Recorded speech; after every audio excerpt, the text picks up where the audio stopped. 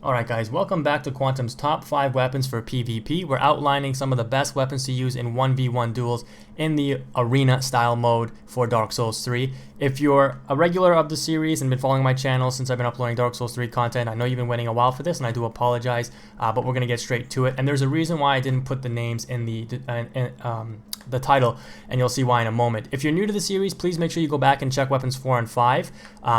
It's some great insight and some great tips you'll find out about the Fair and Great Sword, which is number 5, and the Glaive, which is number 4, and you'll see some PvP and understand why those weapons are so good. Now before I go ahead and actually reveal the weapons, I just want to mention that I'm going to shift up the format a little bit for the top 3 weapons. Starting in this video and the second and the first weapons, I'm going to actually talk in the PvP matches. I got a request for this.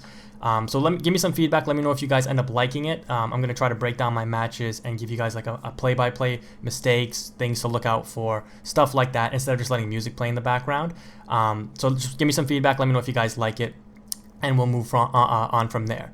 Now, I know, again, like I said in video number 5, this is going to be kind of a subjective video based on what I think. So I know not a lot of people may not agree with me, but again, this is based on my personal experience. So before I actually reveal the weapon, okay, I want you guys to pay attention to something on the stat screen right here. Notice my weight ratio is 51.0. Okay, I got some heavy armor equipped, and our stats are right there. Normally you'd be level 120, you'd probably just lower your endurance and your vigor just a little bit, or vigor as I like to call it. But with that said, and I kind of revealed this a little bit in my live stream, I said that it was going to be some faster weapons for the top 3. That may not be true. It will be true for some of the top 3, but not all of it.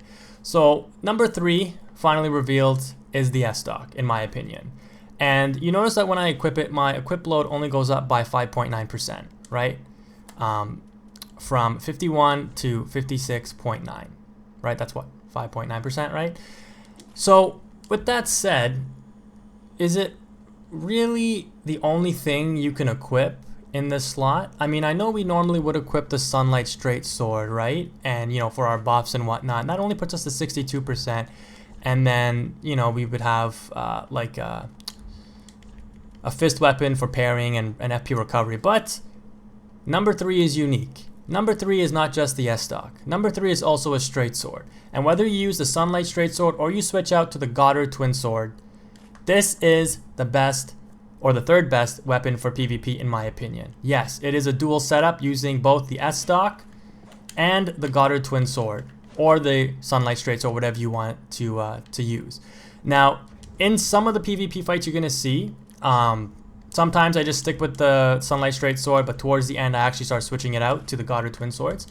And both of these weapons kind of fall into the same category. They're both very fast weapons, obviously being some of the smaller class weapons in the game, but they have very unique movesets. The S-Stock, obviously, the R1 is a very strong poke.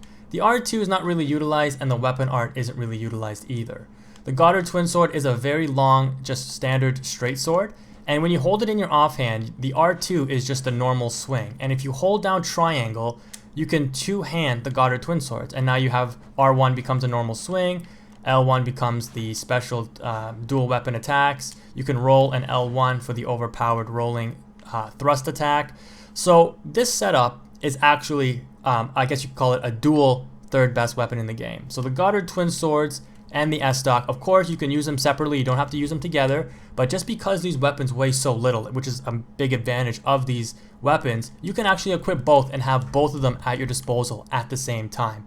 And I know this might seem overpowered, but there is one major flaw with small weapons, and I'm sure you guys have already guessed. It's that you have to hit opponents multiple times because obviously the damage isn't the highest, and as a result of having to poke through a lot of attacks, enemies can easily spam out parries. Now, I'll let you know that I played about 30 matches and I lost 3.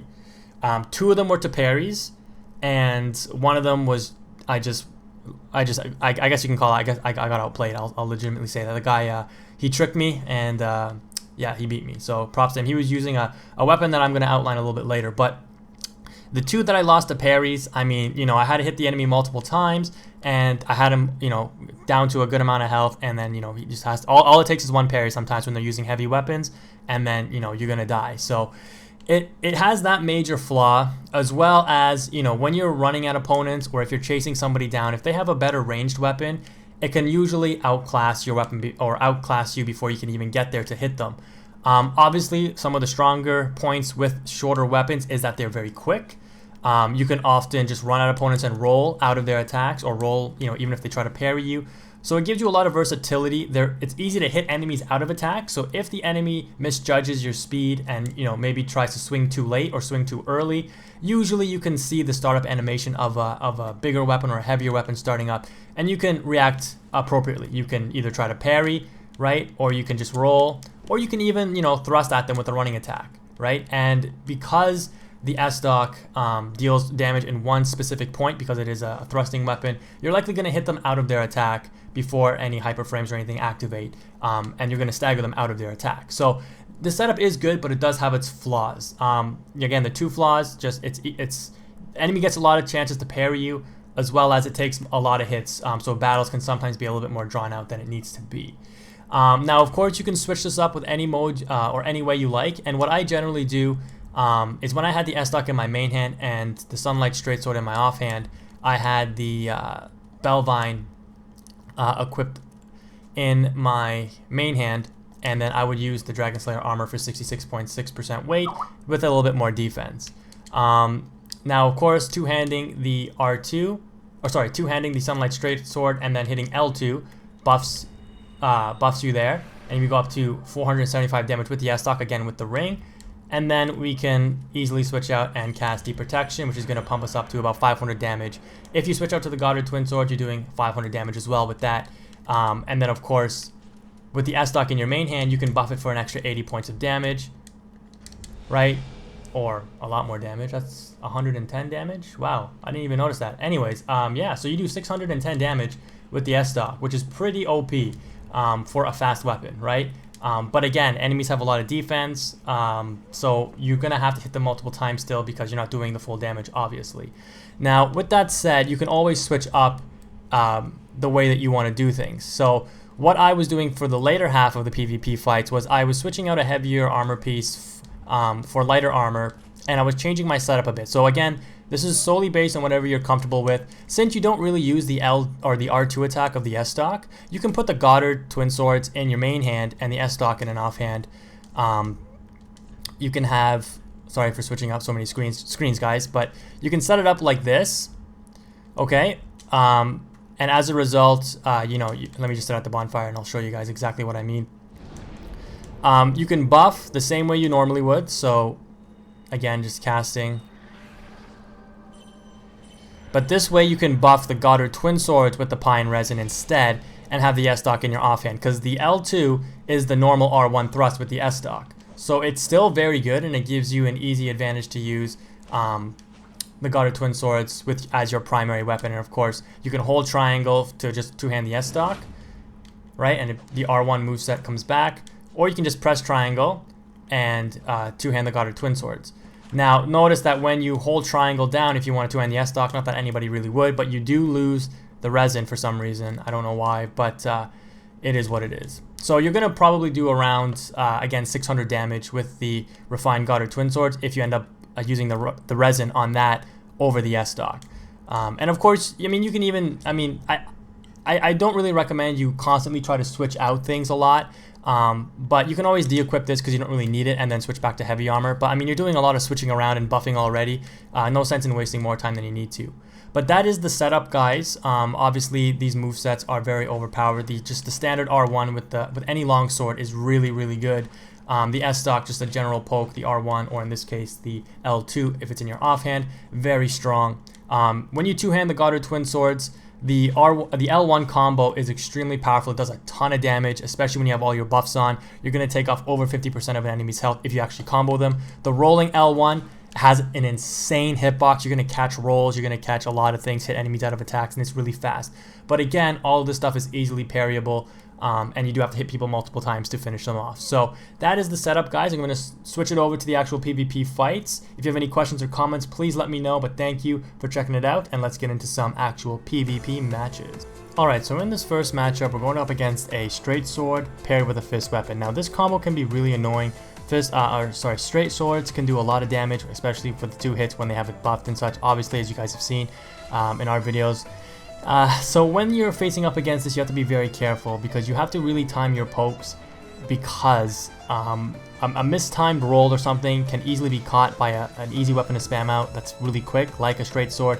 And also a mistimed poke can just lead to a parry, right? As you're approaching somebody, they can either throw out the swing or throw out the parry.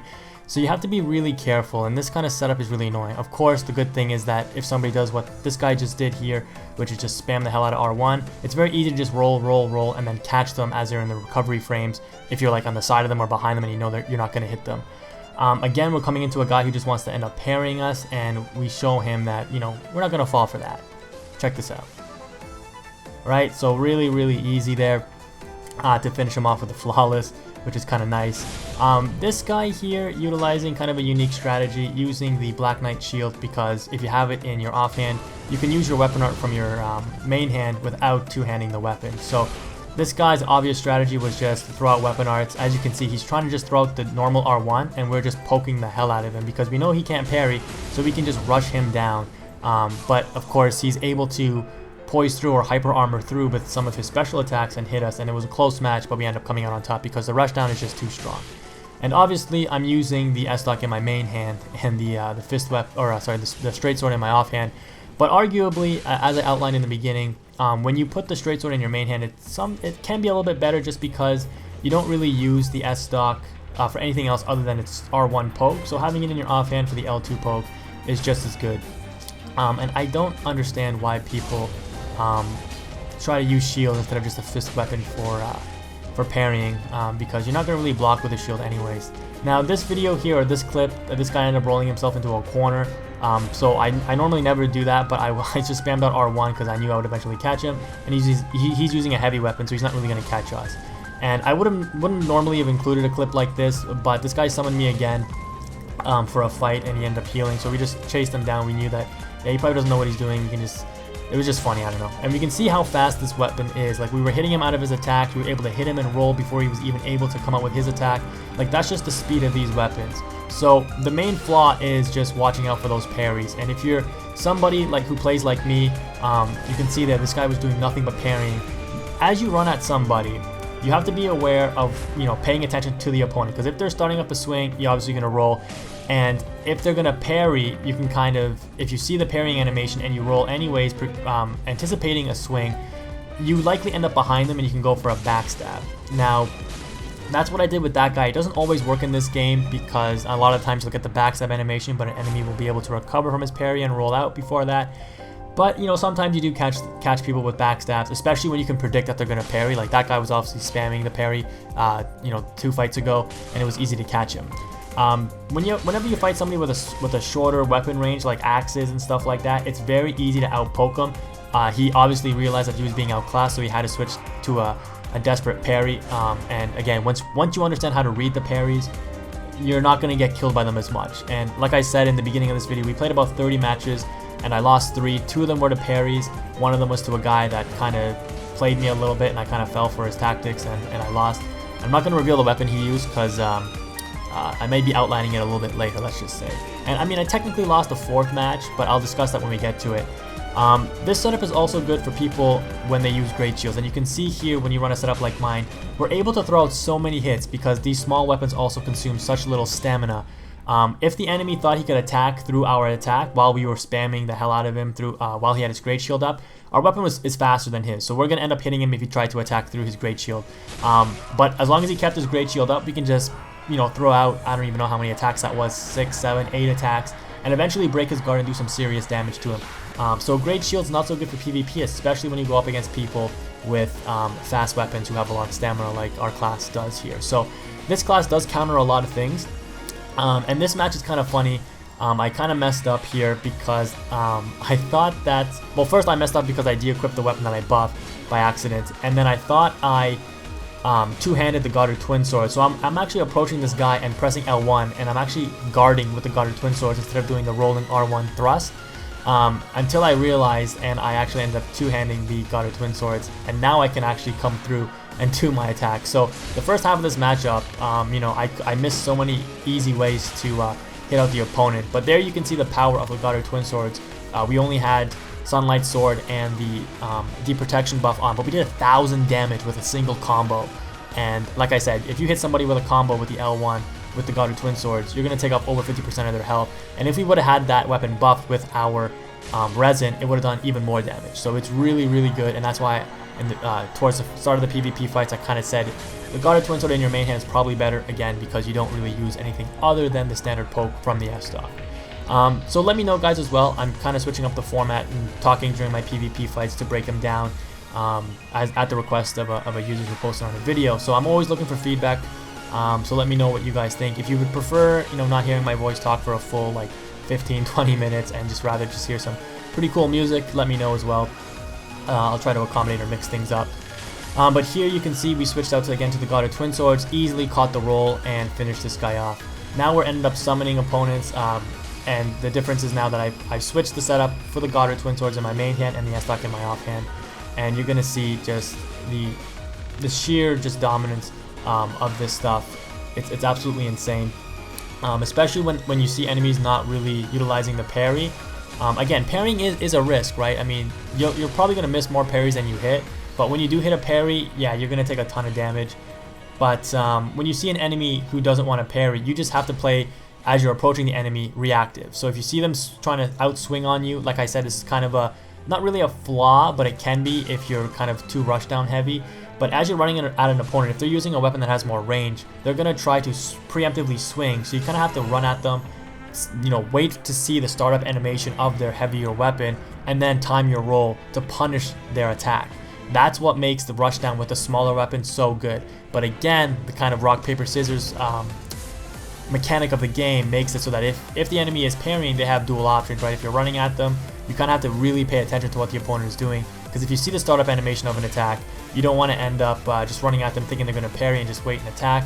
It's always good to run at them, wait for them to react first to your run, and then counteract whatever they're doing. Because like I said, you can sometimes, if they end up parrying, if you roll, you can sometimes get behind them and do a backstab, especially if they're spamming parries, like parry, parry, parry. I mean, sometimes it doesn't work because sometimes like the game kind of auto-adjusts the enemy's positioning and you don't end up actually going in for a backstab. You actually end up getting parried if they're spamming parries out. And it actually happens to me a little later in some of these fights. But you just have to kind of pay attention to the opponent when you're using smaller weapons. So the last fight, the guy used the Goddard Twin, the Farron Greatsword, but we already know how that weapon works. And now this guy is using a glaive. It is the Black Knight glaive, so it's not the one we outlined in the second best weapon category the fourth best weapon that I outlined a little earlier. But you can see here, it's easy to chase this guy down. He has no idea how I missed that either. I should have hit him out, but again, this guy ended up parrying twice in a row and caught us here. And that's what I mean by sometimes enemies auto-adjust. And for some reason, he ended up trying to throw a dual charm at me, and I got up and I kind of saw him in the startup animation of the throw, so I was like mashing R1 because I knew I would end up hitting him out. And this is the final fight, guys. This one was kind of funny. Mistimed my roll there, so I got punished for it. But this pretty much brings the fights to a close, and this is what I consider my fourth loss. This guy just spamming out R1, hitting us. But it ends up being a tie. I don't mean to spoil it, but it is kind of funny. He tries to go at us with the Ricard's Rapier to finish us off. And somehow we end up matching with him. But thank you for watching, guys. Please leave a like and comment on the videos. Check out the other videos on the channel if you want more PvP tips. I got more content coming. Thank you for the support, guys. Quantum is out. Peace.